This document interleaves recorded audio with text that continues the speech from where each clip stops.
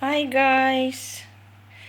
So this week I wanted to start. I was working on the first video in a series of 3 or 4 videos on how to draw horses. Now this is going to be a series of, like I said, 3 to 4 videos where I will show you how to do studies of the subject of horses. The first video, I'm doing this on my phone, so it's zooming in and out and going blurry every now and then. That is because my laptop broke while I was editing the first video with clips of demonstrations of how I'm drawing the different facial features, because that is what the first video was going to be about. Now the laptop broke and I'll have to have it fixed, or hopefully not replace it, but in the end, if I have to, I have to, right? So I'm going to show you what I did in that video, what the end product was, and I hope this comes out okay. So when you do a study of a subject, you draw the entire subject or parts of it. In this case, we're going to start in the first video with the facial features of the horse. You draw it as many times as you can, in different positions, from different perspectives, from different angles, doing different things. I've started with the eyes. Let me just get my finger out of the way there. I've started with the eyes. This one I did in full frontal view. Remember, a horse's eyes are not in front of their faces. It's actually more kind of on the side of their faces.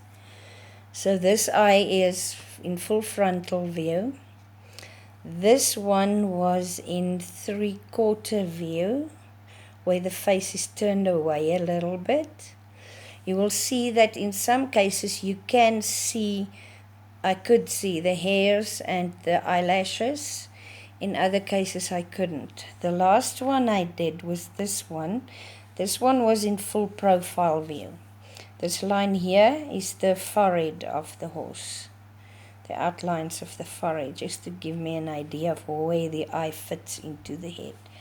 Now the reason you do a study of a subject is to learn how everything works, where the eyes are, what the eyes do. For this horse, you'll see, let me zoom in a little bit. You can see that the lashes are light. So I had to find a way to get the light lashes in there, because a horse's eyelashes grow downward, like this, downward. So they will often throw shadows inside the eye. I don't know if you can see that properly. Maybe that's clearer. The lashes will throw shadows inside the eyes and also go over the eyes, kind of obscuring some parts of the eyes. So, and also when you draw a horse's eye, you have to look very carefully for the shadows and highlights. Have them the right shapes. Put them in the right places. Have them at the right intensity. Some of the highlights will be very bright and some will be more subtle. That includes the highlights and shadows on the eyelids themselves, like there. All of this define the character and the three-dimensionality of the eyes. Okay, so next I did noses. Now horses' nostrils are not exactly the same in all cases. They may be, but chances are better that they're not.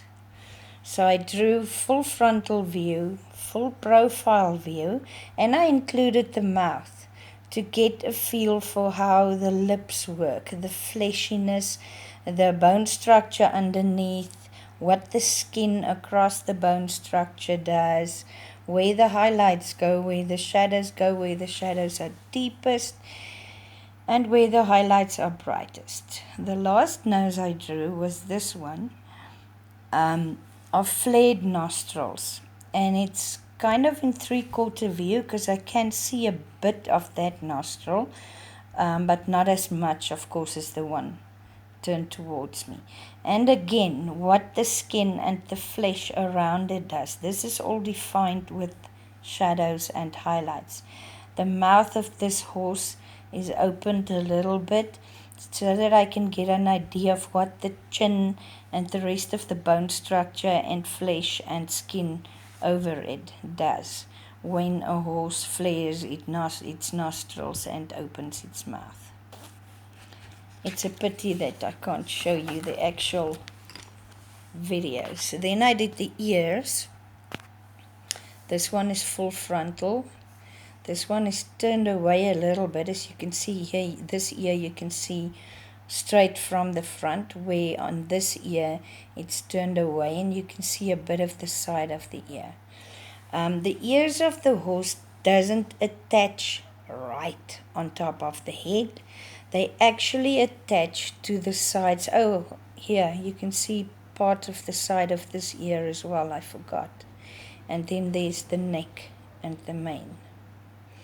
So the ears are not attached right on top of the head. It's attached to the top, but on the sides. This is where the skull goes here.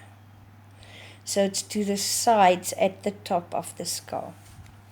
The last one I did was this one, where the ears are seen from behind, to get an idea of what the shadows, the play of the shadows and highlights does, and what the shapes of the ears will be from behind, and how they attach, and what the mane will look like combined with the positions of the ears.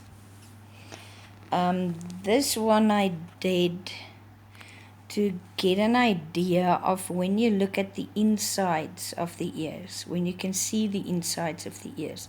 What does, because there's hairs growing inside a horse's ear, right? What does that patterns that the hairs do, how does that influence the shadows that you can see inside the ear? And also a little bit of the fringe or the mane of the horse there. And then my laptop broke. So, to chill out and de-stress, I've been drawing some Zentangles, and I'm now busy coloring them. Just to get rid of my frustrations for a bit. Yeah.